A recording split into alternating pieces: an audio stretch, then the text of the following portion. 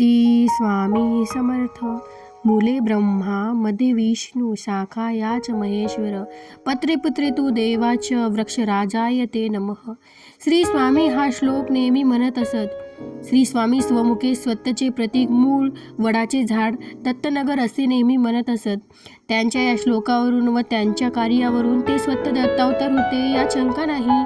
त्यांच्या काळात अवतरलेल्या अनेक विभूतींनी उदाहरणार्थ साईबाबा, गजानन महाराज, बीडकर महाराज, साटम महाराज इत्यादी अनेक थोर संतांनी अनंत कोटी ब्रह्मांड नायक विश्वाचे करते करविते मूळ पुरुष श्री स्वामी होते असे मान्य केले आहे. त्यांना एखाद्या पुस्तकात मर्यादित ठेवणे गैर वाटते. ते स्वतःला म्हणत मी मूळ पुरुष वटपत्री नारायण श्री स्वामींनी अवतार संपवण्याअगोदर जन्माच्या मठात शिवपिंडीवर होम करताना म्हटले होते, मी माझ्या लिंगदेहाचा होम करीत आहे. श्री स्वामींच्या लीलांची मांडणी केली असता त्यांच्या पृथ्वीवरील अवतार गहन आणि गूढ ठरतो. त्यांच्या लीला शब्दांकित करणे कठीण आहे. त्यांना कोण्या एका संप्रदायात अथवा अवतारापुरते मर्यादित ठेवणे म्हणजे या ब्रह्मांड नायकाच्या स्वरूपाची अपेक्षा करणे असे म्हणावे लागेल.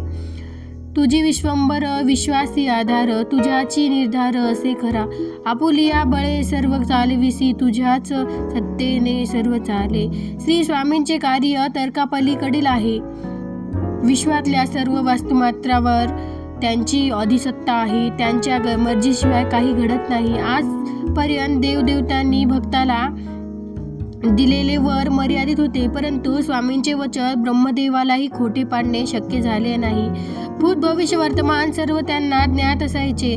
भक्तांच्या पाठीशी उभे राहून त्यांचे सदैव रक्षण त्यांनी वेळोवेळी केले होते व आजही ते करीत आहेत.